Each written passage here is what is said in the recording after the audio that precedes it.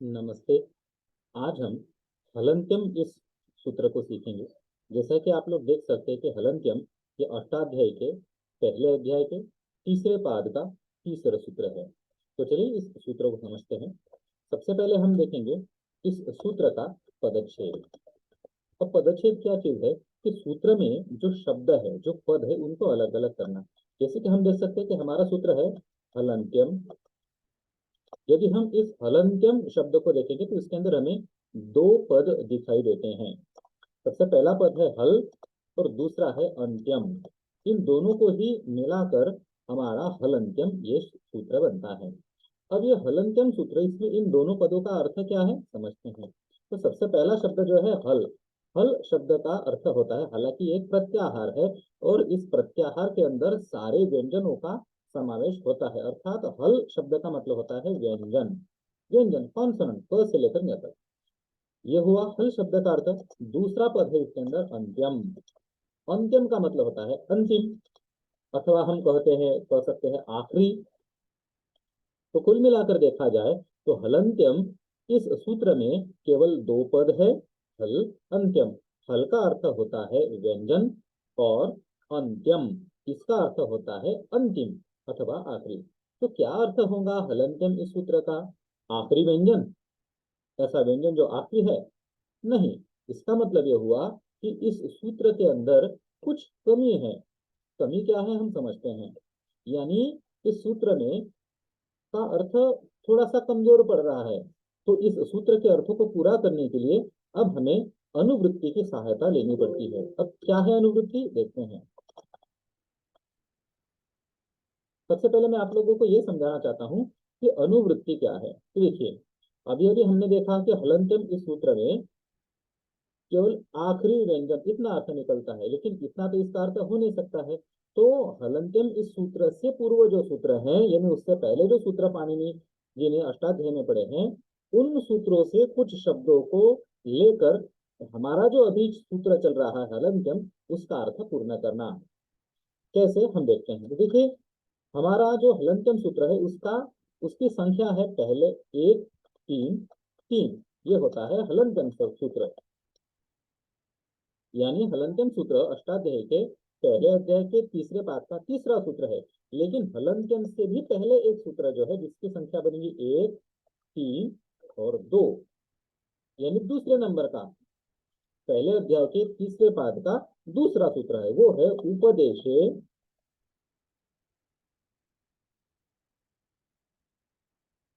ये वाला वो सूत्र है, उपदेशे अजनुनासिक इत। और ये जो सूत्र हम देख रहे हैं उपदेशे अजनुनासिक इत, इस सूत्र से दो शब्द यदि हम लेंगे तो हमारे हलन्त्यम इस सूत्र का अर्थ पूरा होता है। और वो कौन से शब्द हम लेंगे, कौन से पद लेंगे? तो पहला पद है उपदेशे और दूसरा पद है इत। अगर हमने इन दोनों पदों को लिया तब जाकर हलन्त्यम सूत्र का अर्थ पूर्ण बनेगा। कैसे हम देखते हैं। देखिए, हमारे पास दो शब्द, दो पद तो पहले से है, हल और अंत्यम। अब इसके अंदर हम उपदेशे और इत, इन दोनों को लगा देंगे। अब कहाँ पर लगाते हैं, देखिए, उपदेशे इत, इन दोनों पदों का हमने अनुवृत्त किया है। अनुवृत्त किया है अर्थात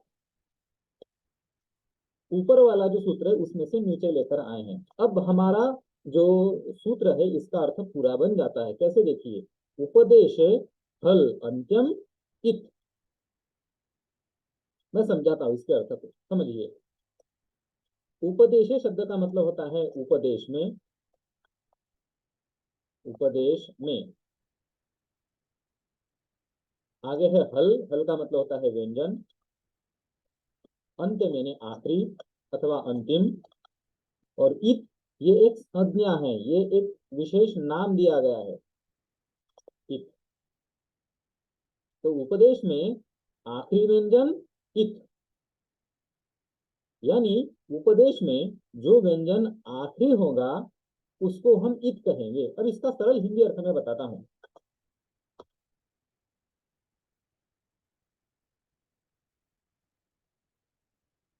उपदेश में जो व्यंजन आखिरी है वह इत है। ये अर्थ हमारे इस सूत्र से मिलता है। इत, किम इत, इत किसे कहते हैं? तो आखिरी व्यंजन इत है। और कौन सा वाला आखिरी व्यंजन? तो उपदेश में जो आखिरी व्यंजन है वही इत है। अब यहाँ पर उपदेश शब्द का अर्थ क्या है? उपदेश से यहाँ पर अभिप्रेत क्या है? तो जो आद्य उच्चारण होता है, जो शुरुआत में ही जो बताया जाता है, उसको उपदेश कहते हैं। वैसे तो उपदेश बहुत सारे हैं, लेकिन हमारे इस सूत्र के संदर्भ में, यानी जब हम लघु सिद्धांत कौमुदी का अभ्यास करते हैं, तो इस सूत्र के संदर्भ में माहेश्वर सूत्र ही यहाँ पर हमें उपदेश के रूप में लेने हैं। उपदेश से तात्पर्य हमें माहेश्वर सूत्रों से है। तो माहेश्वर सूत्रों में अगर हम देखेंगे,